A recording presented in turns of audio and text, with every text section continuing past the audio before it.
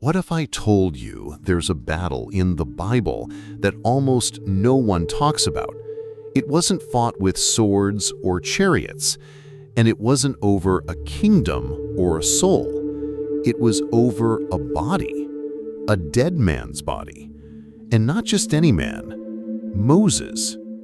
And the one trying to take it was Satan. But what happened next?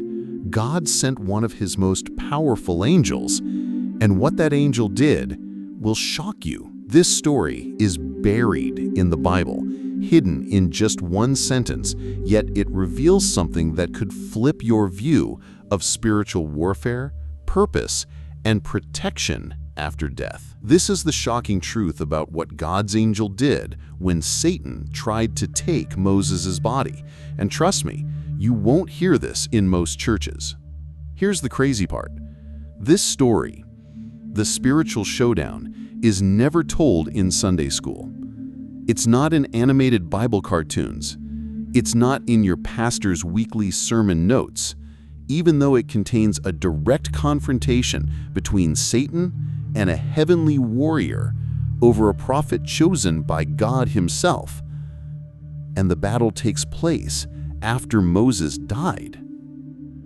Let that sink in for a second.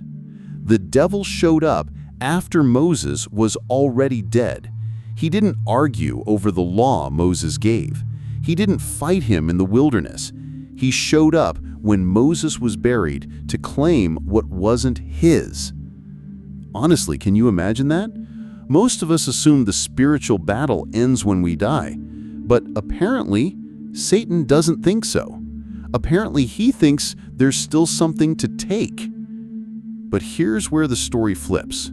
Because the moment Satan tried to take what didn't belong to him, heaven responded. God didn't just allow it. He sent backup, serious backup. And what the angel did is a lesson we're about to unfold. Because this story isn't just about Moses, it's about you. To understand this moment fully, let's rewind back to one of the most powerful figures in the entire Bible, Moses, the lawgiver, the freedom fighter, the prophet who faced off with Pharaoh, the man who met God on the mountain and came down shining with glory. This is no ordinary man. Moses parted seas. He called down bread from heaven. He struck rocks and made water flow. And yet, his life ended in a strange way. God told him, "You will see the promised land, but you won't enter it." So Moses climbed a mountain by himself, and there he died, alone with God. That's already unusual enough. But what makes it more mysterious is, according to the Bible, no one ever found his body. Why? Because God buried him himself. You read that right. God not only took Moses through the journey, he took personal responsibility for his burial. No funeral, no eulogy, no graveyard, no tomb for tourists to visit centuries later. Just divine solitude and silence. Rabbinical scholars, biblical archaeologists, even modern-day seekers have searched, but still, to this day, no one knows where Moses was buried. And now, it makes sense. Because if they did, something dangerous could have happened. Somehow, some way, Satan found out where Moses was buried. He showed up at the site, and he tried to claim the body. Now pause here. Why? Why on earth would Satan, the roaring lion, the deceiver, the accuser, want a corpse? Why not go after the living? Why pursue someone long gone? Because even in death, Moses was dangerous to the enemy. Let me explain. Moses wasn't just a man. He was a symbol of God's covenant.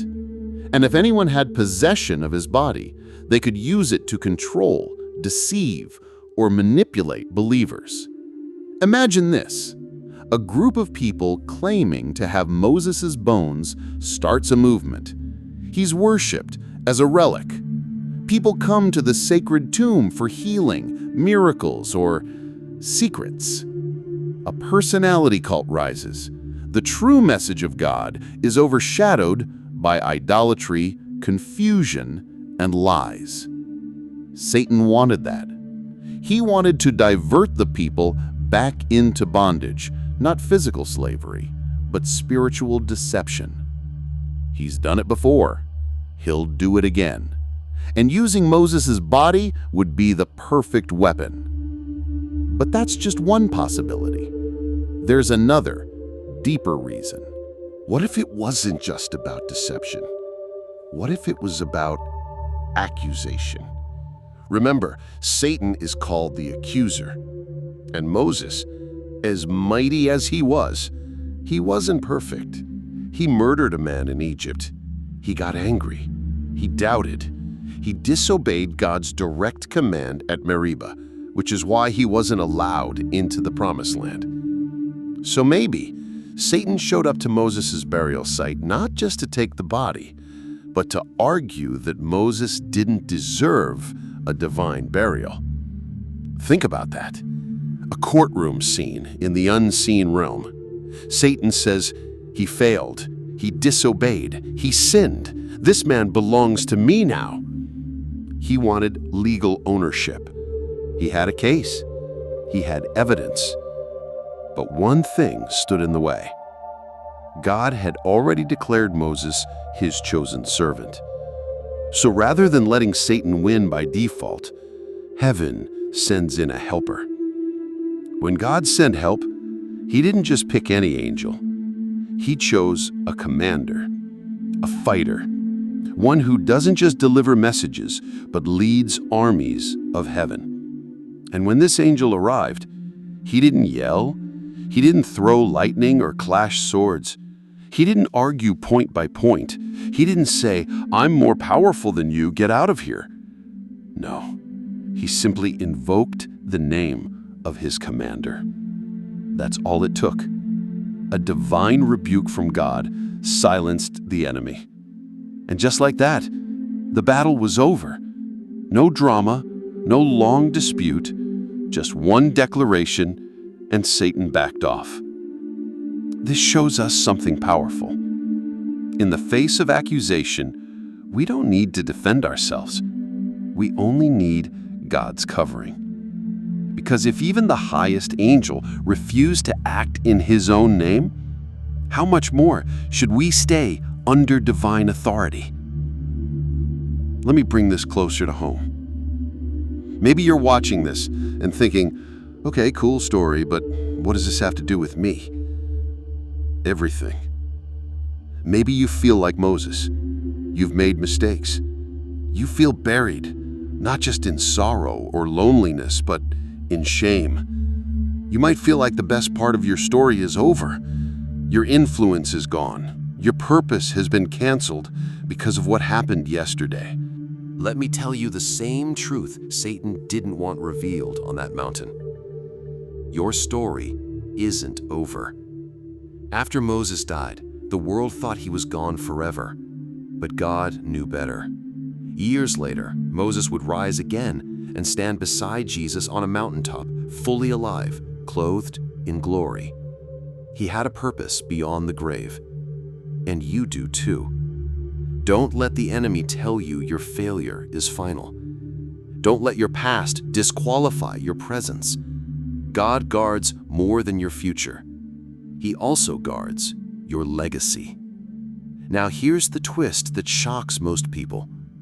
Hundreds of years after Moses dies and Satan fails to claim his body, Moses shows up again, alive, glorified, beside Jesus, in front of the disciples. The law, the prophets, and the Messiah standing together. The one who wasn't allowed to enter the Promised Land is now standing in the Promised One. That's redemption. That's restoration. That's the power of God's plan to take even a denied destiny and fulfill it in a greater way.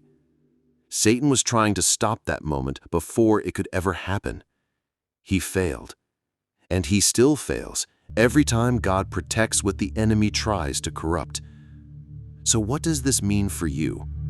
Maybe you feel written off, dismissed, like no one knows where you are. Maybe you believe the lie that your past has erased your purpose.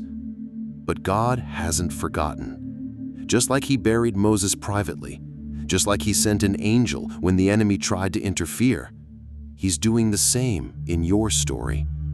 Even the things people don't see, he's protecting. Even in silence, heaven is fighting. If this message reached you today, it's because your battle has not been in vain, and your story is not over. Comment below and tell me what this message revealed to you. Like this video if your eyes were opened. Share this with someone who feels spiritually buried. And for more hidden truths in Scripture that no one's talking about, subscribe right now. Thank you for watching. And remember, when Satan comes to take what God has redeemed, God will always send a response. Sometimes an angel, sometimes a word, but always an answer. You are still covered, still called, still chosen.